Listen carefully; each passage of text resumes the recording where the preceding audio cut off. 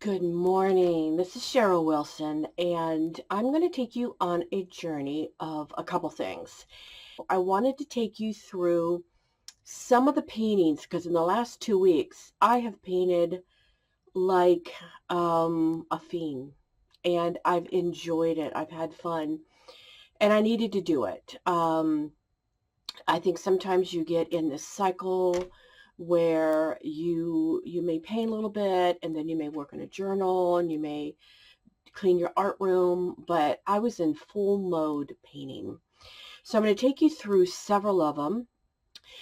But first of all, I'm going to take you through a few of the things that I've put in the paintings. I talk about the paintings, like this black and white one behind me, some of the things I've put in the painting, but I'm showing you the raw materials first so you get an idea. The materials that I put in my artwork are very important. They are ones I put in a lot of my art, so they're almost like part of my journey now. But they also have so much texture in them that it's just amazing what they do to a painting. So I wanted to be open with you and share with you some of what I put in my artwork and then show you the paintings themselves. So let's get into the raw materials and then we'll jump right into the paintings. I hope you enjoy this.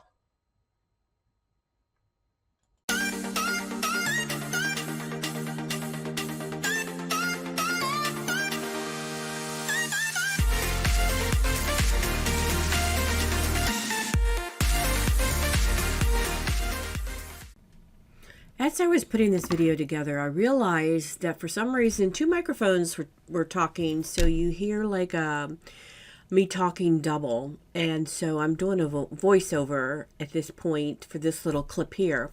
But I'm showing you the raw materials that I'm using in the paintings that I'm going to show you that I've done in the last couple days, or actually weeks.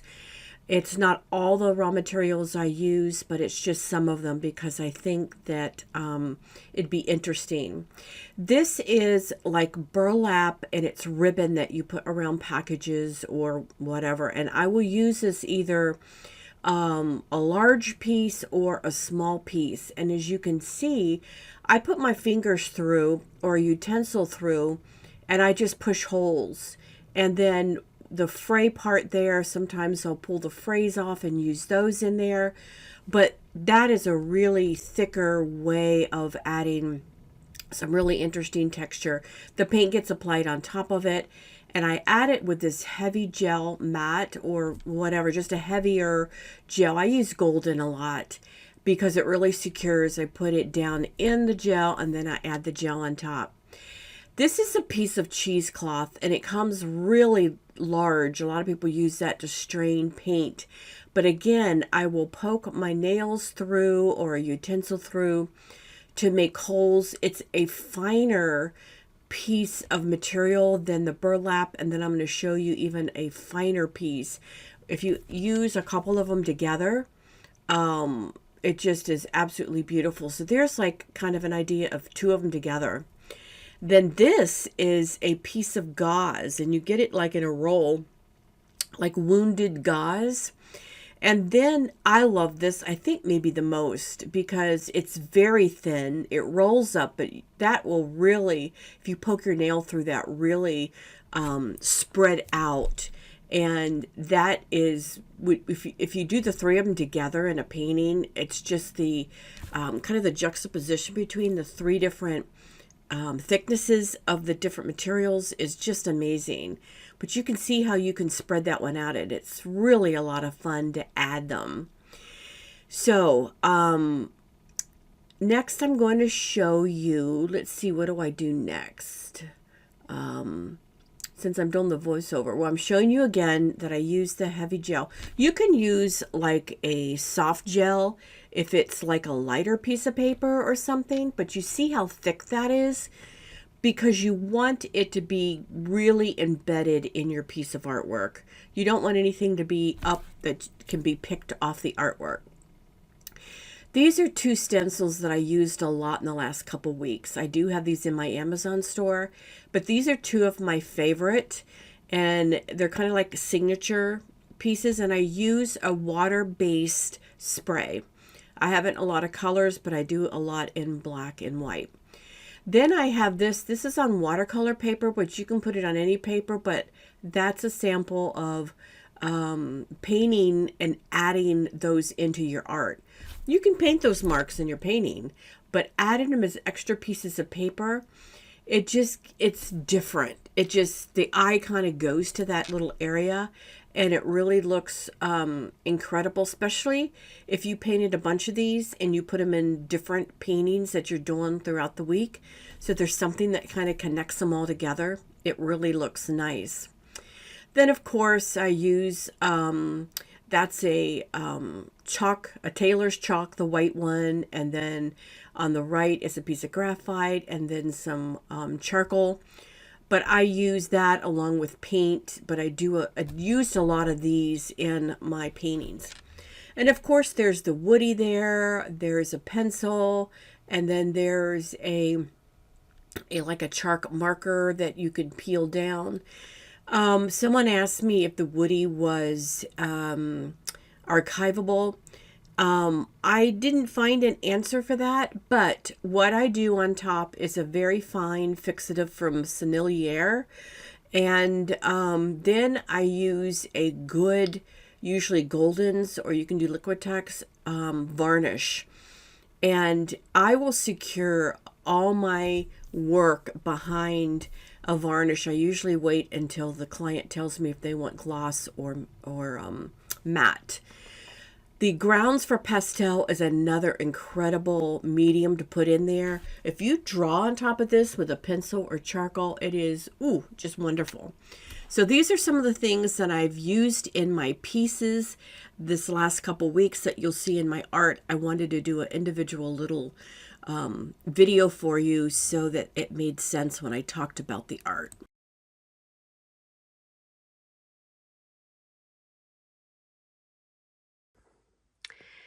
This is a 24 by 36, and I called it Compartmented Thoughts.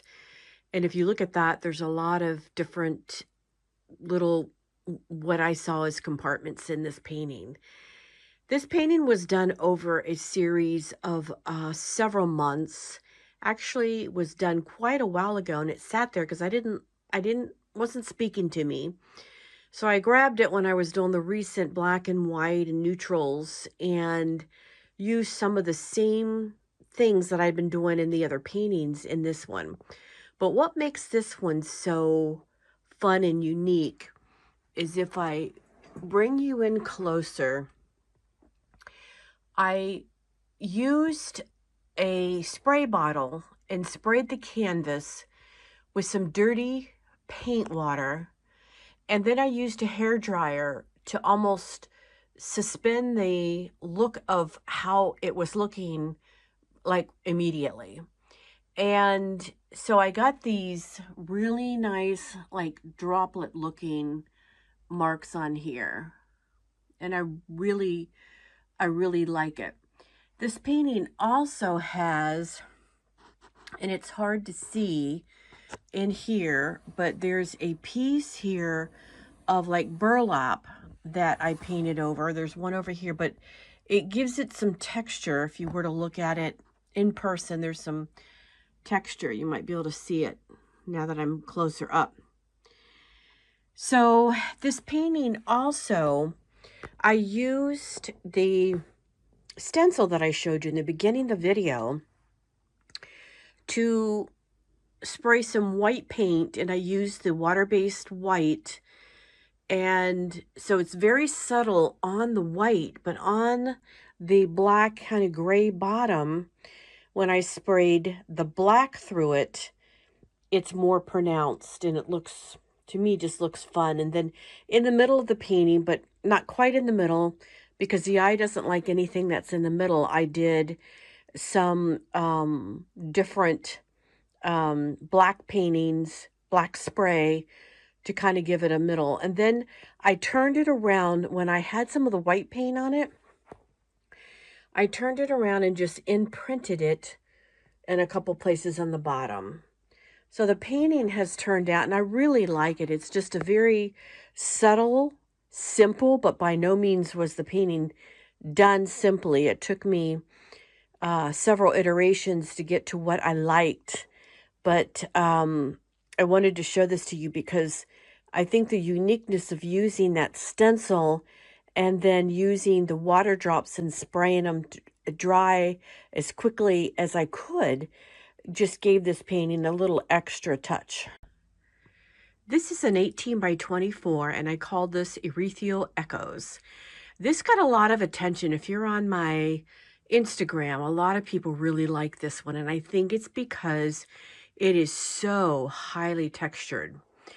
Now, this has in it the piece of collage. It's that wooden piece of paper that I put in a lot of my paintings. This has got a longer piece of collage paper that I handmade. I showed you a little piece in the beginning. This has an awful lot of texture, and I used gesso. I used like the gloss medium. I used just whatever texture, you know, I have in there. I think I grabbed and I used in this one. One of the other techniques I did was I scraped through the wet paint an awful lot in this painting. This has got marks with graphite, with pencil. You can see light pencil marks. It's got brush strokes, both thick and thin. It's got some white chalk marks in white. Again, up here, it's got a combination of two different types of markers. I put a little bit of gold paint in there. And one of the things that people loved is there's a little bit of that cornflower blue that I put in this one. And I'll show you another painting that has, the whole thing is cornflower blue. But this is highly textured. Again, there's a lot of the marks in here that were made on the underpainting. Now, one of the things that is notable in this painting is the composition. The eye flows through the painting with the black marks and with the white both. So your eye goes from the very top left down over to the right, bounces to the left, and then to the right. And then the same thing with the white. It's almost just the opposite. The underpainting, which is the painting behind, the values are lighter. And if I had made the gray in the underpainting darker, the black and the white would not be as prominent in the painting. The values of the underpainting being on the lighter scale, the grays and the beiges, make the black and the white really stand out. So another thing I did was, even though this had the collage embedded into the painting, I took some marks from the collage and brought it off into the painting itself, like that black mark right there. And then you can see some pencil marks there. Another thing is on the composition, some of the shapes, like this black shape here, goes off the canvas, and so do the three marks at the top. So it's got a lot of composition in it that for me works, and I like the painting. And then I added a frame.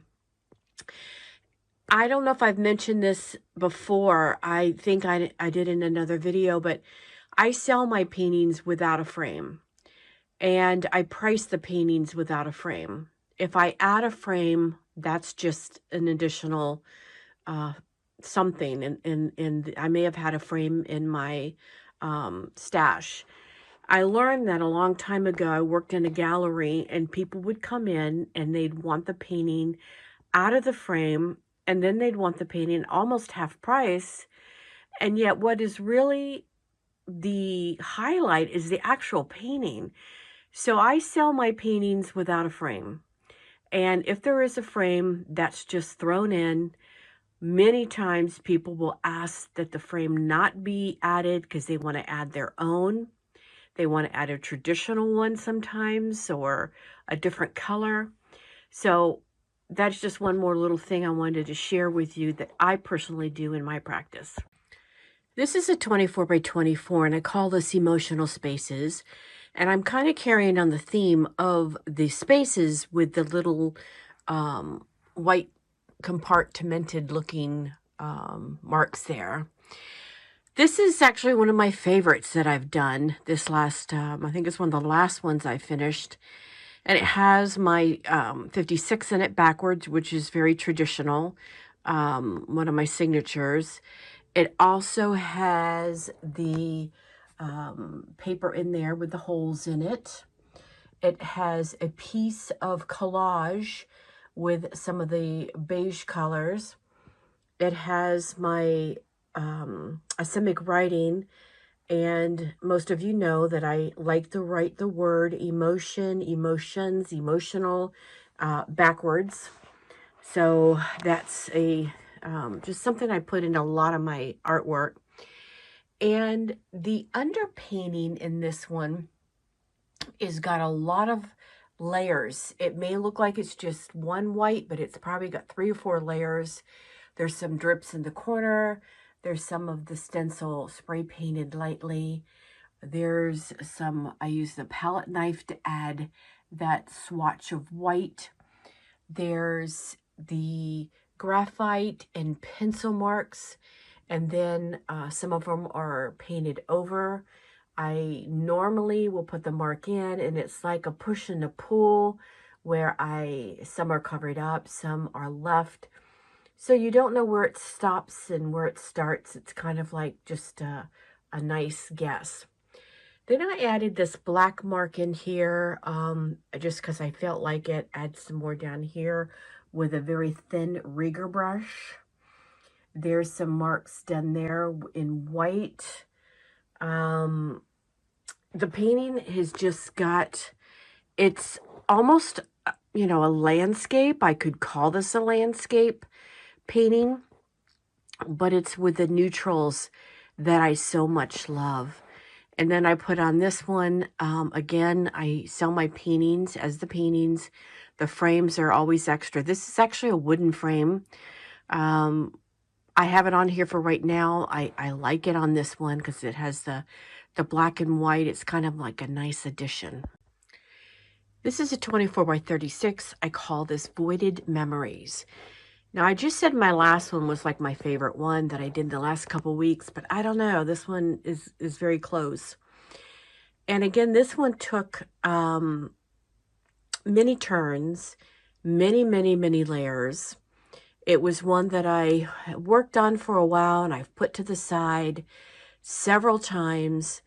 And then when I was working on, and I'm not really sure you want to call it a series, although it's almost like my current journey of where I'm at when it comes to these neutral pieces, but it took on its own life. And there's so much to see in this one. Of course, you'll see that there is the corrugated cardboard with my signature piece of the circles. Lots of marks in the underpainting. A lot of the grays, there's some splatter. There's some marks. I always get my fingers in the paint and just add paint with my fingers. It's one of my favorite things to do because I can get the thickness I want. A lot more marks with both the pencil, the graphite. Some are smeared in, some aren't. Some big marks in black with the paintbrush. There's some corrugated cardboard that I left alone. And this one, again, I added some marks on top of it and made the cardboard and my signature piece kind of blended together. Very heavy texture there with some scratch marks.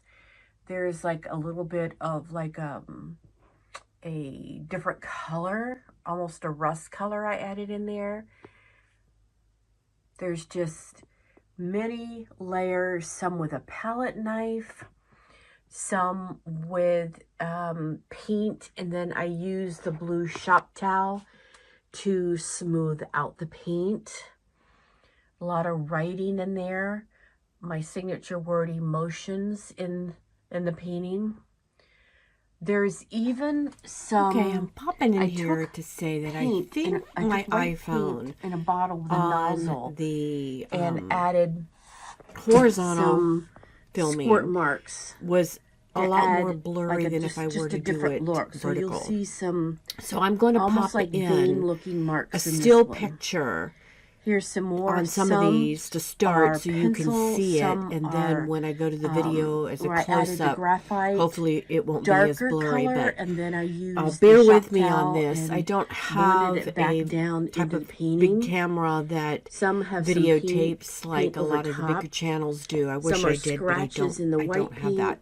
So hopefully this works. On top, there's a lot going on. If you were to see this painting up close and in personal, there's a lot going on. So it's a close tie between this one and the other one of my favorite that I've done. But this is a larger one, lots of fun. It'd be difficult to actually paint this in front of you because it's done over a couple weeks. So it'd be hard to capture it, but maybe one of these days I'll try to do that for you. This is a 20 by 20. I call this Embrace Emptiness.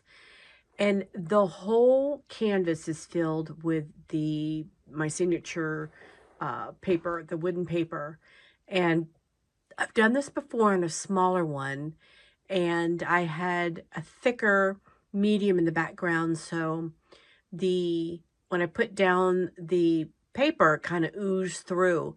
This one I kept the background pretty smooth. And I wanted to have more of a texture that I could write on. So I have some additional graphite marks on here. And then I have my circles that I drew into the holes. And I always make them very loose. And I added a little bit of gold. This is a really great complement piece to any of the others that I've painted in the last couple weeks. The composition is basically just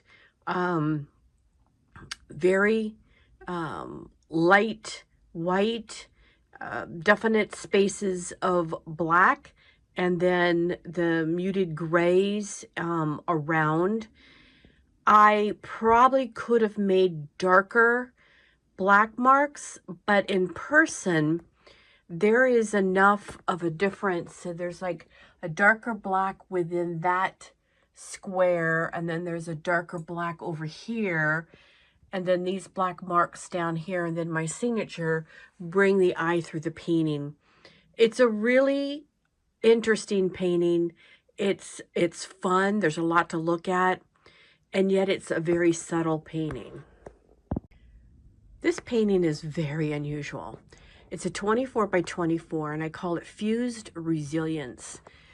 And the reason why is, let me see if I can get this turned around. The back of this painting will show you that it's two 12 by 24 inch paintings that I've stapled together. A lot of staples. And then in the front, where they go together, I cut some of the paper, glued the wood together with the wood glue, so it's very securely stuck together. What I added on the front to cover up the seam is some of that, like that medical gauze, only I didn't spread it out as much as I could have. So you can see it's very rough. One piece is more up and down, the other is more wavy. I even kept it very rough on the edges as you're looking down through it. It's very secure, but it's very rough. And I did it on purpose because the piece is raw. And then I added that cornflower blue, but I let some of the graphite blend in with the paint. So it gave it an almost slightly dirty look. It's a very rough. Some areas I sprayed the fixative. Other areas I let it blend, and it's almost like a greenish color. The composition is kind of a rough composition. There's like black brings your eye through the painting. And then there's just a very small piece of paper in there that is collaged in some white charcoal.